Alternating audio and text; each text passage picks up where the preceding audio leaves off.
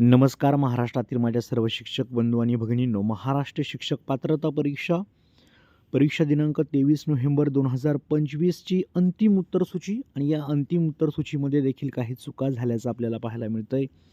त्या संदर्भात आपल्याला कालचं जे परिपत्रक आहे ते नक्की काय आहे परिषदेचं ते आपण समजून घेऊया आणि कोणत्या प्रश्नामध्ये गुण वाढणार आहेत ते पण समजून घेणार आहोत. महाराष्ट्र राज्य परीक्षा परिषदेमार्फत दिनांक 23 नोव्हेंबर 2025 रोजी घेण्यात आलेल्या शिक्षक पात्रता परीक्षेची अंतरिम उत्तरसूची दिनांक 19/12/2025 रोजी प्रसिद्ध करण्यात आली होती. या परीक्षेच्या पेपर क्रमांक 1 व पेपर क्रमांक 2च्या प्रश्नपत्रिकेतील कोणत्याही प्रश्नाबाबत किंवा पर्यायी उत्तराबाबत त्रुटी आक्षेप असल्यास ते परीक्षा परिषदेकडे 27/12/2025 अखेर पाठविण्याबाबत दिनांक 19/12/2025 रोजीच्या प्रसिद्ध पत्रकाद्वारे कळविण्यात आले होते.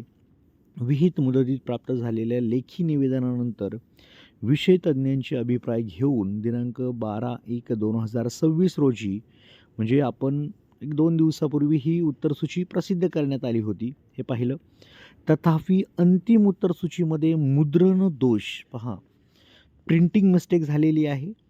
मुद्रण दोषमुळे पेपर क्रमांक 2 मधील वैकल्पिक विषय गणित व विज्ञान सर्व माध्यम म्हणजे त्याच्यामध्ये सर्व मीडियमचा गणित व विज्ञान संच क्रमांक ड मधील प्रश्न क्रमांक 107चे 1 ऐवजी 2 हे उत्तर वाचण्यात यावे. म्हणजे पर्याय क्रमांक 1 उत्तर त्यांच्याकडून चुकून झालं आहे मुद्रण दोषामुळे.